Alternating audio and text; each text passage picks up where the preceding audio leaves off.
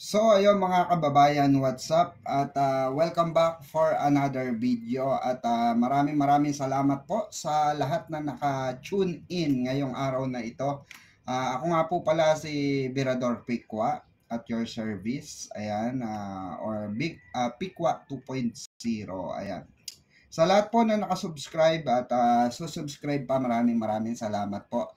And eto na naman tayo sa panibagong reaction. And of course, mega love shoutout muna sa lahat po ng Team Daddy Frankie na nanonood sa atin. At sa lahat po ng reactor ng Team Daddy Frankie. Ayan. Mega love shoutout sa mga kasamahan natin dyan. Ayan. At ngayong araw nga mga kababayan, ay magbibigay po tayo ng reaction natin dito po sa kumakalat na komento na di umano'y kapatid or kapamilya, no? Kapamilya pala, sorry, hindi pala kapatid.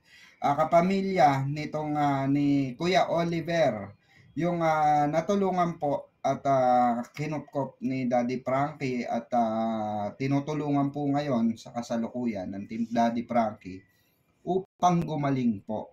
Magtuloy-tuloy ang kagalingan nitong tao na ito. Oo, si Kuya Oliver. Alam naman natin mga kababayan, pagdating po sa charity vlogging, okay, kung sino po yung mga naka-scout or kung sino man yung tumulong, sila po yung nagtataguyod, 'di ba? Sila po yung nagbibigay ng tamang tamang gabay. Ika nga dito sa mga natutulungan nila, 'di ba? Kagaya nito kay Daddy Frankie, mga kababayan. Ito ay patunay ito na iba talaga ang impact pag may pera na. Pag may pera ng usapin. Oo, lumalabas yung mga kamag-anak mo, 'di ba? Oo, lumalabas yung mga ika nga yung pagdating sa pera, 'di ba? Pagdating sa pera biglang andyan concern, okay? So yan ang pag-uusapan natin ngayon. Ayan, so syempre kung bago ka pa lang sa aking YouTube channel, mga kababayan, palike naman. Ayan, wala pong bayad yan. Maraming salamat po. And huwag niyong kalimutan i-click yung notification bell para updated po kayo sa mga uploads natin. At sa ating mga reaction. So, ayun mga kababayan, no, ito po no mga Daddy Frankie, Team Daddy Frankie.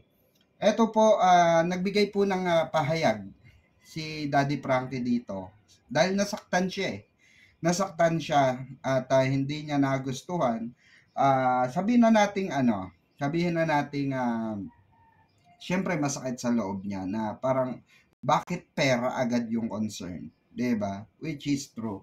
So kasi may komento rito ito mga kababayan. Papakita natin sa inyo. May komento po itong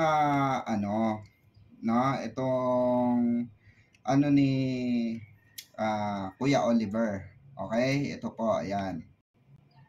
Ayan, ako si Angelo. So ayan, nakikita niyo yung comment diyan, mga kababayan. Daddy Frankie, babasahin po natin Ito sabi ni ako si Angelo. Daddy Frankie, concern lang ako. Total wala na sa inyo si Oliver. Oh, which is yun nga, yung natulungan ni Daddy Frankie, di ba?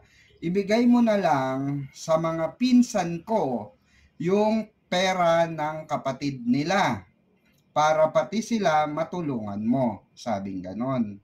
Okay, may point naman. May point naman, pero hindi po kasi decision ni Daddy Frankie yan. Okay? Hindi po decision ni Daddy Frankie yan. Dahil unang-una po, pwede naman tulungan ni Daddy Frankie itong pamilya ni Kuya Oliver.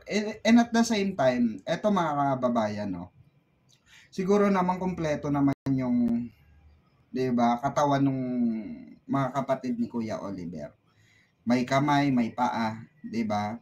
May bunganga para makapagtrabaho. Para kasi ang ginagawa kasi ni Daddy Frankie, pansinin nyo, mga kababayan, pinupuntahan niya yung yung hindi na nakakakita ng pag-asa. 'Di ba? Hindi na nakakaranas ng pag-asa, parang wala nang pag-asang 'di ba? Magtamasa ng maayos na buhay. Eto kasi si Oliver, si Kuya Oliver po, mga kababayan. Matagal pong diyan, 'di ba? Nalugmok sa ganyang estado ng buhay. So si Kuya Oliver, walang kakayanang magtrabaho.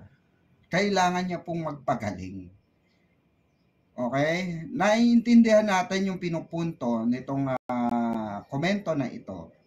Kapamilya ba ito? Hindi ko masyadong Pero mamaya malaman natin kay Daddy Frankie yan. No? Kung talagang legit na kapinsan ito. Okay? So, yung regarding naman dun sa pamilya ni Kuya Oliver, actually wala naman daw problema eh. Ayon kay Ballpoint Man, nakausap ko natanong ko si Ballpoint Man eh. Ano ba sabi ng mga kapatid ni Kuya Oliver regarding sa mga pera na ipapagamot para kay Oliver? Ang sabi ni Ballpoint Man, wala namang problema, Lods.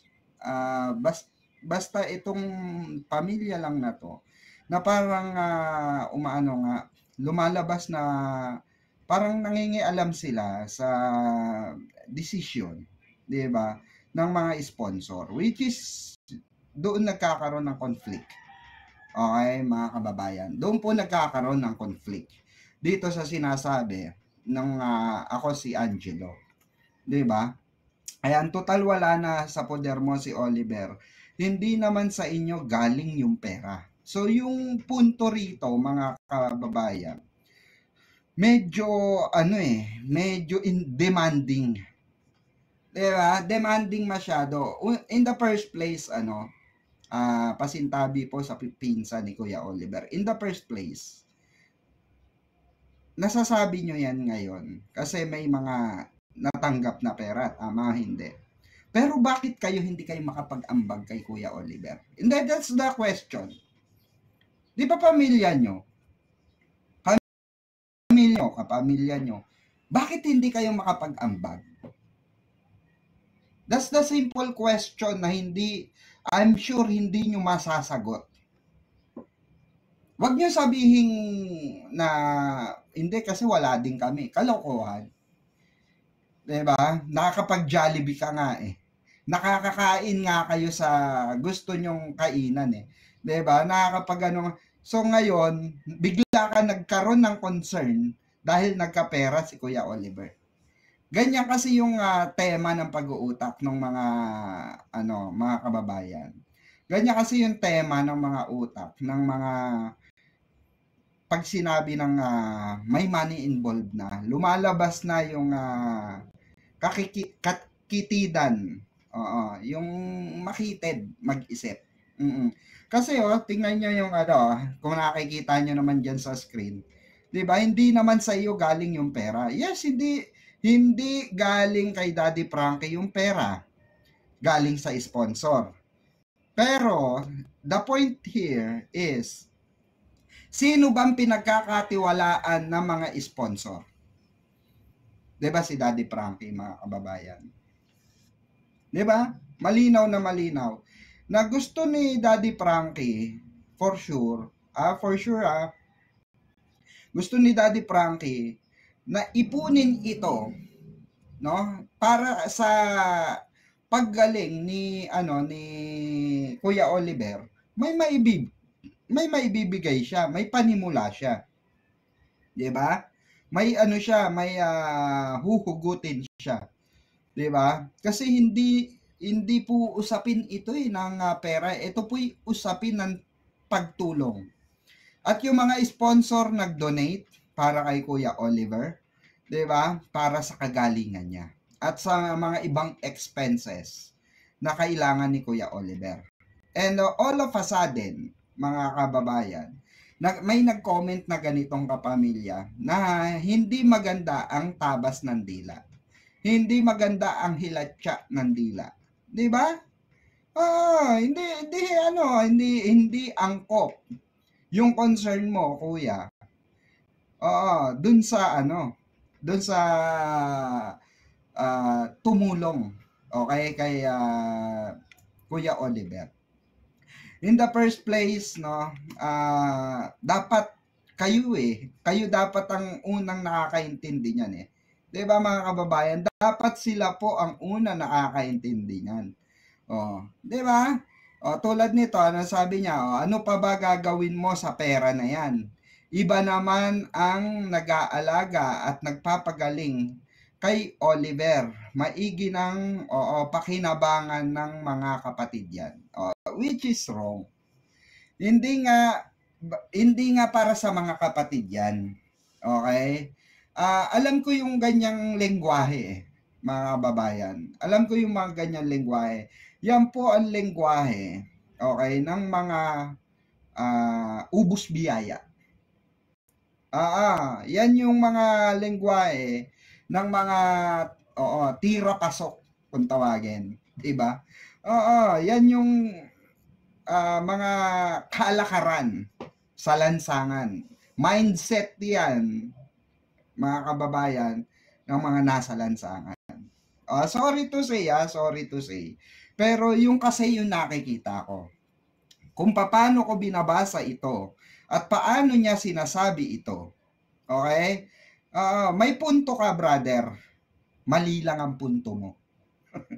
yun. Mali lang ang punto mo. May pinupunto ka, pero mali. Kasi lahat naman ng opinion natin, mga kababayan, mayroong pinupunto eh. Pero the question is, tama ba o mali? Para sa akin, kung hinimay-himay ko ito, mali po. Mali yung pinupunto mo. Kasi nga, nasasabi mo yan kasi nga, 'di ba? Wala naman kayong naiambag. Tama mali? 'Di ba mga kababayan, tama mali? Ilan taon na naandyan sa sitwasyon na ganyan si Kuya 'di ba? Pero ngayon, 'di ba? Nagvo-voice out kayo just because may nakita kayong pera. May nakita kayong salapi. 'Di ba? So kawawa naman si Kuya Oliver. Yan ang katotohanan, mga kababayan. Yan realidad dito sa Pilipinas, mga kababayan. Pag nakitaan ka ng mga kamag-anak mo ng pera, manghihimasok na sila. 'Di ba? Totoo, agree. 'Di ba? Ganyan kasi. Yan kasi ang mindset, mga kababayan, ang sinasabi nating mindset ng mga ibang tao na hindi naiintindihan yung salitang tulong. Yung hindi naiintindihan yung salitang pagtatabi. Ito yung mga ubos biya. Tignan nyo, mungkatin nyo. Mapakinabangan ng mga kapatid niyan. 'Di ba? Mapakinabangan daw ng mga kapatid yan. Yung pera.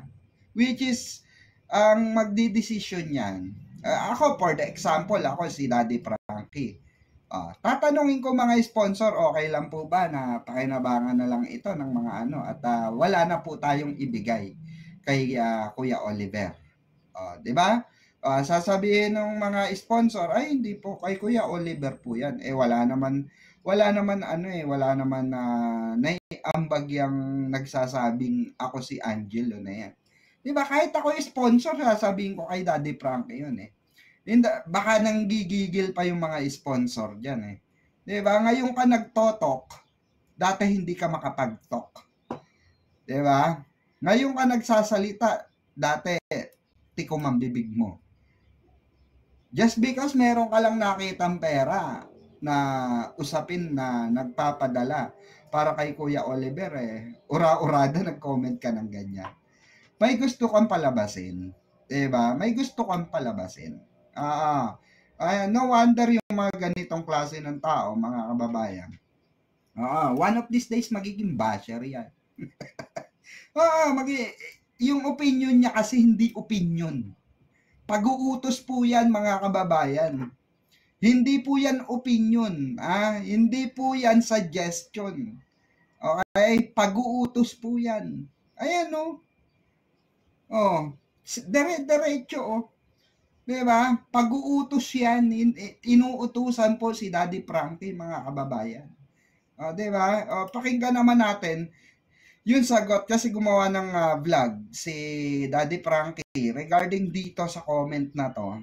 Okay, at so far mga kababayan, meron na siyang 353k views. Ayan. Sa mga hindi pa po nakasubscribe kay Daddy Frankie, no? Pa-subscribe po mga kababayan. Ayan. So eto mga kababayan, no? Nagbigay po siya ng konting komento rito. Eto, pakinggan muna natin, no. Alamin din natin yung side ni Daddy Frankie, 'di ba? Then magbigay din tayo ng puntos. Kung tama ba, 'di ba? Beautiful Purisa Joy at sa kanyang asawa po si Manong Jo. Shout out po sa inyo. Nasa Houston, Texas po sila mga kababayan. Salamat po sa walang sawa ninyong pagsuporta kay Daddy Frankie. At higit sa lahat mga kababayan, nagpapasalamat po ako sa lahat po ng nagpapadala through GCash, lahat ng nagpadala kay Kuya Oliver. Ito na nga po yun mga kababayan. Sa munting panawagan ni Daddy Frankie ay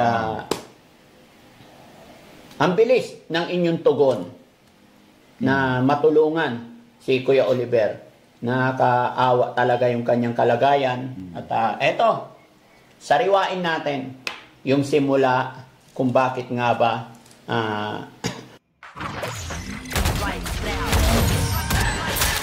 skip ko muna Daddy Frankie may ads napapunta sa amin si Kuya Oliver. Una po, no, nagmensahe sa akin si Ballpoint Man, nag-message po siya. Totoo. Sabi niya, totoo, nag-message si Ballpoint Man dahil alam niya na si Daddy Frankie isa sa may mga kakayanan. Kasi nga, kaibigan po namin si Daddy Frankie sa Team Birador po, way back before pa. During nag-uumpisa siya mag-vlog, okay, sa pag-charity. Kaibigan na po namin si Daddy Frankie. Nakadaupang palad na po namin. Oo, si Daddy Frankie. binidyo po niya yon, then pinorward sa akin. Sabi niya, Daddy Frankie, baka pwede mong pasyalan itong kababayan natin. Matagal na pong nakakulong ito, almost 16 years na itong nakakulong, na walang tumutulong sa kanya. Imagine 16 years nakakulong mga kababayan. Doon pa lang sapul na mga kamag-anak Sapul na yung mga pinsan ko, no. Sorry for the word mga kababayan. Pero pinsan ko no yan. Kono lang yan. Pinsan pag may pera yan. Maniwala kayo. Marami na akong nakilalang ganyan ng karakas. Kamag-anak ka pag may pera ka. Tama mali. Di ba? Tuloy natin. Napakadumi. Nakita ko yung video mga kababayan. Naawa po ako sa kanya. Dahil nakita ko nakakulong.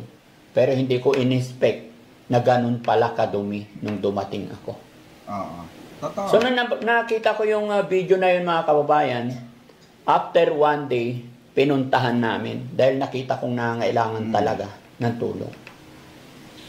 Since then mga kababayan, nung dumating kami, biglang naawa talaga ako sa sitwasyon niya. Unang kita ko pa lang, kung mababalikan nyo yung first video ko, nabanggit ko pa doon talagang tumayo yung balahibo ko.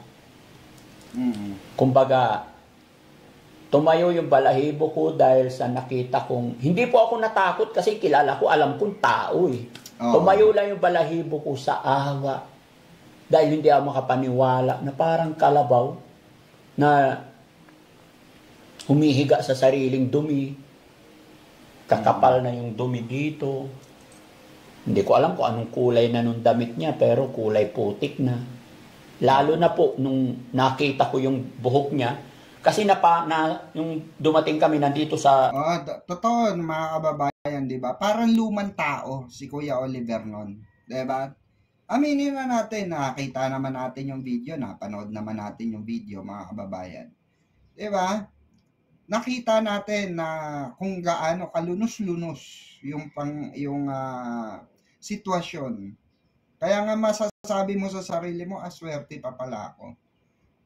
Kumakain pa pala ako. Swerte pa pala ako, may kinakain pa ako, nakakapag-aral mga anak ko. Mayroon akong sariling bahay, 'di ba? Swerte kayo. 'Di ba? Yung nakita ni Daddy Frankie, Kuya Oliver, yung binidyo nga ni Ballpoint Man, mga kababayan. Totoo 'yun. Naawa talaga. Kasi sinabi na rin sa akin niya ni Ballpoint Man na meron nga raw siyang sinend na video at pupunta nga raw sila Daddy Frankie ron. I-vlog nila yung hinihingi ng tulong ni Ballpoint Man at ni Maring Jelay dito sa sa Tarlac, diyan kay Kuya Oliver. Okay? Tuloy natin. Likod niya nasa loob ng damit. Hindi mo agad-agad mapapansin. Pero nung nilabas, hinugot ko galing sa damit niya, kung anong haba ng likod niya, ganun din yung haba ng buhok niya. Talagang, gaya na aking sinabi, mga kababayan, kung hindi ka po sanay sa mga ganung tao, talagang hindi mo hahawakan. No? Hanggang sa maiuwi na namin, mga kababayan. Hanggang sa nag-decide po ako kasi agad-agad pinaliguan po ng Team Daddy Frankie doon, pinakain, binihisan. Pero nung tinanong ko yung kapatid, kung ano ang plano nila after naming mabihisan. Kasi ang katwiran po nila, katwiran ng kapatid na nakausap namin, nananakit daw. Pero nung nilabas namin, wala na, hindi na kaya. Maaaring totoo po noon. Pero ngayon dahil nangihina na talaga siya, sobrang butot payat na, hindi na nga po makatayo eh. Correct. Diba? Kaya hindi na siya makapanakit. Kumbaga, palalakasin mo na lang. Sobrang nakakaawa. NanKid OptiPro with breakthrough immunity to help unlock your child's amazing development.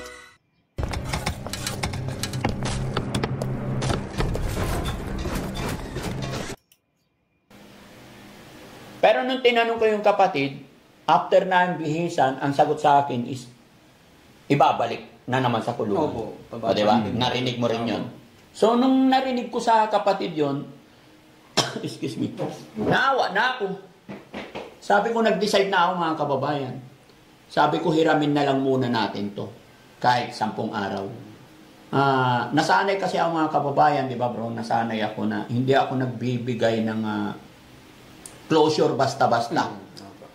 Kaya sabi ko, 10 araw. Kasi hindi ko pa alam kung anong mangyayari. Pero later on mga kababayan, sa ilang araw pa lang namin na pag-aalaga sa kanya, I think nasa 5 araw pa lang o 6, napagdesisyonan na ng team na dalhin sa pagamutan. Kasi kahit anong alaga namin mga kababayan, paulit-ulit lang kung hindi makainom ng gamot. At thanks to God, sa ngayon ay nandoon na siya at babalik-balikan na lang namin. Kukumustahin namin sunod na mga araw kung ano ang nangyayari. At sana, maisama pa namin ang kapatid, no? Kasi nung una mga kababayan, nung unang araw na nagbalak kami na dalhin siya, is nahirapan pa kaming kumuha ng schedule ng mga kapatid. Kasi sabi nga, nung unang nakausap namin, is busy sila sa bukid. Which is yun naman yung unang sinabi. Okay, di ba? Kasi nga, dahil sa hirap ng buhay. Pero syempre, para maganda, kape muna tayo. So, punta na tayo dito mga kababayan, no? Ayun na, napag-usapan na natin yung about kay Kuya Oliver na salamat sa Panginoon talaga kasi nadala na natin at hopefully na gumaling siya para makapamuhay siya ng normal. Yes. Di ba? At ito, after ko pong mapadala doon, nag-video ulit ako ng pasasalamat at dahil gusto ko maging transparent sa inyong lahat mga kababayan, ayaw kong may masabi, lalong-lalo na sa ating mga sponsor. Kaya ini-announce ko doon, ang sabi ko, mga kababayan, maraming salamat kasi sa aking panawagan, munting panawagan ay ang bilis ng inyong aksyon at nakalikom tayo ng mahigit 100,000 para kay Kuya Oliver. Pero hindi na Imagine na mga kababayan, doon kasi pumapasok yung interest. Okay, doon po pumapasok yung interest ng mga kamag-anak. Sorry for the word pero doon kasi pumapasok porque may pera ng involve saka kayo may pakialam, 'di ba? Ayan yung dumiskarte, yung charity vlogger dahil yaan hindi makakalikom ng ganyan yan. Okay, ang mga charity vlogger ng ganyan. Kung hindi sila nanawagan. 'Di ba? Di sana kung talagang concern kayo, kapamilya, di sana ginawa nyo rin. Binlog nyo, 'di ba? Kaysa ibang tao mag-vlog. Baka pwedeng tulungan ang inyong kamag-anak na si ganito, si ganyan, si Poncio Pilato. 'Di ba? Malay nyo may maawa at magbigay ng ayuda or kagalingan para kay Kuya Oliver. 'Di ba? Ganun 'yun eh. Kasi binanggit ni Daddy Frankie magkanong pera. Analikom, mahigit 100,000. So doon pa lang mga kababayan, siyempre yung pamilya magpapantig yung tenga niya. Ping! Kwarta, 'di ba? Ganun 'yon. Tuloy natin. Na po yung nagamit kasi maliit lang naman yung nagastos dito, kunti lang naman po. Basta po ang pera ngayon ay mahigit 100,000. No? Hindi ko pa masabing isarado kasi minsan-minsan may dumarating pa mga kababayan. May mga dumarating pa 200, 200. Siguro yung mga nakapanood pa na naaawa. Kaya hindi ko sinasabi yung amount. At sabi ko doon mga kababayan, kung sakasakaling darating na or lalabas na si Kuya Oliver, saka ako ibibigay. Tama. Kumbaga yun yung magagamit ulit na pang... Exactly the point. Exactly the point, mga kababayan. Paglabas, kasi hindi pa pwede pakinabangan. Nagbubukid nga yung magkakapatid. Kaya ng magkakapatid na kumita ng pera. Okay? So, ikaw na pinsan, 'di ba? Ang payo ko sa'yo ng mga ibang kababayan natin, for sure. Leave it to Daddy Frankie. He can manage that. Ganun yun. He can manage that. Kasi kung mangingialam ka, 'di ba? For example, ikaw ang sige, maatasa mag-alaga diyan. Okay? Ikaw maatasa mag-alaga. Paano kaya? 'Di ba? Ako si Angelo. Paano kaya? 'Di ba? Kung makapag-utos ka kay Daddy Frankie, ganun-ganun na lang. 'Di ba? So, hindi maganda. Yung tono kasi ng pananalita niya, mga kababayan, hindi maganda. Nag-uutos eh. 'Di ba? Tuloy natin. Sa mga kakailanganin niya ulit paglabas. Let me respawn in Rome, please. Yes. Our city currently has a population of Grabe pads ni Daddy Frankie, no? Sa akin bro, pinagpipray ko na gumaling na siya. Yes, opo. Kasi kung gumaling na siya, bigay ko yung pera. Kaya na niya i-manage yung sarili. May magagamit na siya para sa sarili. Dahil sinabi ko mga kababayan, para kay Oliver. Pero ang problema ito mga kababayan. May pagkadating namin dito, na-notify po ni Kuya Ken yung message galing kay ako si Angelo. Yan. May message po siya mga kababayan. Sabi ni Angelo, Daddy Frankie, concern lang po. Pakibasa nga bro. Yan. Yun ang sinabi niya mga kababayan. Iba yung concern, iba yung nag-uutos. Alalahanin po natin iba po yung concern, yung pinupunto ng concern. Iba po yung nag-uutos. Okay? Para basahin ni Kuya Ken. Concern lang po. So, ibig sabihin, concern sila kay Kuya Oliver. Bro, para mas maliwanag, basahin mo yung message ni... Correct. Alam ko na yung pinupunta ni Daddy Frankie rito. Meaning to say, ito si Angelo, concern kay Oliver. Diba? Yun yung pinupunto ni rito, ni Daddy Frankie. Ayon sa message ni Angelo. Ako si Angelo. Okay, sabi ni ako si Angelo, Daddy Frankie, concern lang ako, total wala na sa inyo si Oliver, ibigay mo na lang sa mga pinsan ko yung pera ng kapatid nila. Ano sabi? Ulit? Ibigay mo na lang sa mga pinsan ko yung pera ng kapatid nila para pati sila matulungan mo. Total, wala na sa puder mo si Oliver, hindi naman sa inyo galing yung pera. Yung mga nanonood naman ang nagbigay ng pera na yan, hindi sa'yo galing. Ano pa ba gagawin mo sa pera na yan? Iba naman ang nag-aalaga at nagpapagaling kay Oliver. Maigi nang mapakinabangan ng mga kapatid yan. Haba ng concern niya, no? Kaya ako po mananawagan sa inyo ngayon, sa inyong lahat, kung ano yung magiging opinion ninyo sa panawagan ni ako si Angelo. Mga kababayan, para mas maliwanag, no? Ulitin ko. Daddy Frankie, concern lang ako. Total, wala na sa inyo si Oliver. Ibigay mo na lang sa mga pinsan ko yung pera ng kapatid nila. So, ibig sabihin, ang nag-text, pinsan ni Oliver. Apo, pinsan naman. Kasi ibigay mo na lang sa mga pinsan ko. Di ba? So, pinsan niya si Oliver. Ibigay mo na lang sa mga pinsan ko yung pera ng kapatid nila para pati sila matulungan mo. Total, wala naman sa puder mo si Oliver. Hindi naman sa'yo galing yung pera. Yung pera. Yung mga nanonood naman ang nagbigay ng pera na yan at hindi sa'yo galing. Ano pa ba ang gagawin mo sa pera na yan? Iba naman na ang nag-aalaga at nagpapagaling kay Kuya Oliver. Maigi na mapakinabangan ng mga kapatid. Sasagutin natin ito mga kababayan, punto per punto, para maging maliwanag at maayos sa lahat. Sabi nga, Daddy Frankie, total wala na sa inyo si Oliver. Yes, totoo po, no? Wala na kasi pinapagamot natin. Pero unang-una mga kababayan, yung pera na yan, even one time hindi po ako nag-interest bago ko sagutin lahat. Hindi ako nag-i-interest. Kasi kung ako may interest, hindi ko na i-announce to. Tama. Di ba?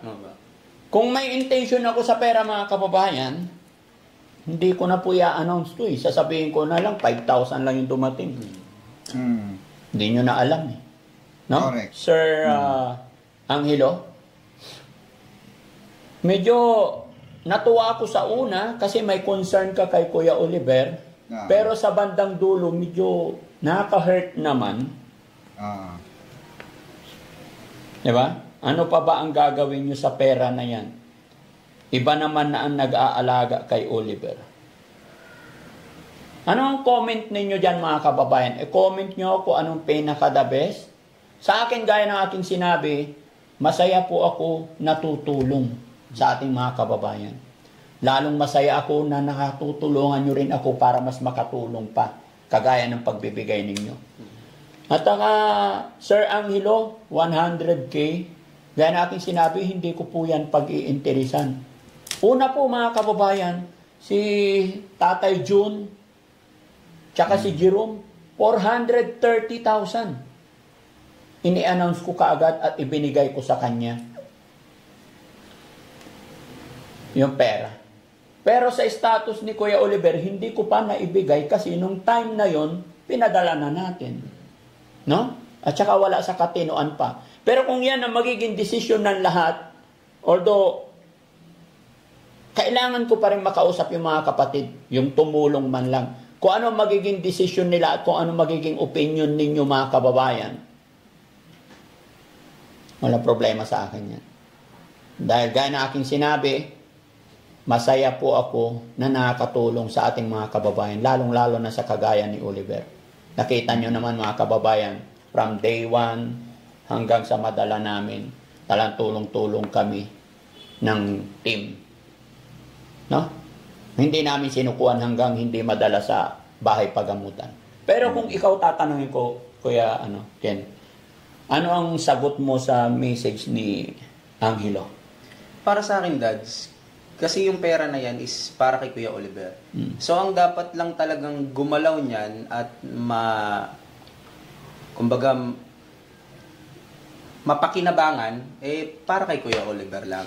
Correct. Kumbaga, sabi nyo nga po, aantayin natin yung paglabas ni Kuya Oliver dun sa pagamutan, katulad po ng iba, na mga pinagaling nyo na rin po so far, after po nilang makalabas, meron pa pong buhay Yes. Meron pang mga kailangan silang katulad nung maintenance. Pagka naubos po yung Correct. pera na yan, saan natin kukunin yan? Yung pagkain nila araw-araw, yung mga necessities na kailangan nila sa mga sarili nila. So, doon po yun papasok. And then, kung may matitira na sabi nyo nga po is kaya na ni Kuya Oliver na mag-handle ng pera, ibibigay nyo po sa kanya para panimula niya ulit sa buhay na tatahakin niya. Totoo. Tsaka gusto ko lang din po idagdag dads yung sa kasi doon sa sinabi po niya na hindi na rin daw po ay ang nag-aalaga at wala na rin naman daw sa inyo si Kuya Oliver. Doon nyo nga po makikita yung talagang totoong pagtulong ni Daddy Frankie. Bakit kamo? Kasi kung gugustuhin lang ni Daddy Frankie na mag-video para kay Kuya Oliver, hindi niya kaagad ipapasok yan sa bahay pagamutan. Hahayaan niya yan dito sa shelter at videohan lang ng videohan para magkaroon ng video yan araw-araw. Pero wala na ang nasa puso talaga niya. Naintindihan ko, nagigets ko yung pinupunto ni brother.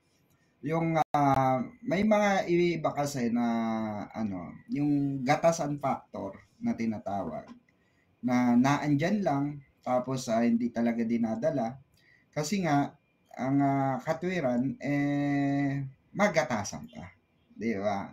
Makakapag-upload pa ng mga video. Di ba? Ganon. Kagaya nung example na lang natin sa TechRam. Okay, kay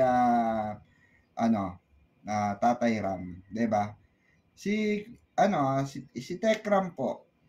Okay, pag meron siyang nakita na madungis na inalaga, binibihisan niya muna, inaayos niya muna, then after that, papa-check up, iko-konsulta kung kailangan ba dali na i-confine na or dali na sa rehabilitation, 'di ba, para magtuloy-tuloy ang gamutan. So, umihingi muna sila ng advice. Kagaya nito kay Daddy Frankie, mga kababayan. Siya, alam agad ni Daddy Frankie, nakita agad ni Daddy Frankie na kailangan na ni Kuya Oliver talaga para tuloy-tuloy ang gamutan. 'Di ba? Tuloy-tuloy ang paggaling ni Kuya Oliver. Actually, mga kababayan, itong kaso ni Kuya Oliver ay matindi na po ito Kasi ilang taon na po. Ilang taon na po na ganyan siya. Okay, at alam naman po ng mga nakakaalam niya, mga psychologists, no? Kung ano ang kailangan na gabay or gamot na i-take ni Kuya Oliver para sa kanyang kagalingan. 'Di ba? So, mga kababayan, siguro dito na lang muna natin na putulin itong ating video dahil mahaba-haba na rin. Kung gusto nyo po mapanood itong video na ito, ayan, po yan, Daddy Frankie, okay, uploaded, it was 1 day ago, okay, kahapon. So, eto po mga kababayan ang katunayan, no? Katunayan po na totoo pong tao. Sa tagal na rin namin kakilala si Daddy Frankie, sa totoo lang mga kababayan.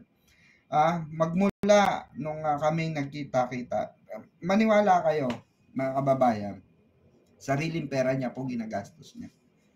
Totoo, sorry Daddy Frankie nilalaglag kita. Nilalaglag ko yung pagka-generosity mo. Hindi, pero totoo po ito. Si Daddy Frankie po, pera po niya talaga. Okay, yung ginagastos niya. Okay? Kahit nung kami ay kumain kami sa labas, hindi pa siya totally hindi pa siya yung grabe yung kasikatan niya. Nag-i-start pa lang. Kasi pare-parehas kaming charity vlogger that time. So ngayon, nag-ano kami, kita-kita kami at dinedefend din namin kasi si Daddy Frankie noon sa mga bashers, sa mga kaaway or umaalipusta sa kanila. Naging defender kami ni BPM, ni Ballpoint Man, ni Daddy Frankie. Okay? At yun nga, at itong ano na to, tao na to, mga kababayan, no? Hindi naman po sa pagmamalaki sa kanyang pangalan, pero napakabuting tao po. Para husgahan natin or magbato tayo ng mga hindi magagandang salita na para bang may laman yung sinasabi, di ba? Mali po kayo ng taong nasasabihan. Well, actually si Daddy Frankie ayaw niya issue ayaw niya na issue. Pero di ba nakakalungkot kung for example, hindi ko naman sinasabi mangyayari. Maisipan ni Daddy Frankie ay siya, total may issue lang naman pala tayo rito. Yung pagtulong natin, bahala na silang magpipinsan, magtulungan dyan. Total na dala naman na natin. Nakakalungkot kasi alam natin walang mangyayari. Tama, mali? Di ba? Alam natin pag iniwan ni Daddy Frankie yan, si Kuya Oliver, pag one time lang ang tulungan dyan na nangyari at hindi ginabayan ni Daddy Frankie yan, maniwala kayo. Balik sa dating sistema yan. Okay?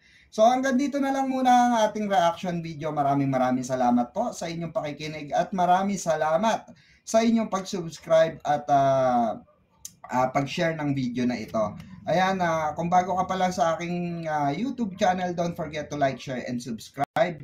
I-click mo na rin yung notification bell para updated ka po, no, sa mga uploads natin. Ayan. And papalo din po ako sa aking Facebook na Red McShort. Ayan po. So maraming salamat mga kababayan. At mabuhay po kayo. So, kung meron kayong gustong pa-reactionan, mag-send lang kayo sa akin ng link. Ito po ang aking YouTube. Ito po ang aking Facebook account. Okay? So, ayan po.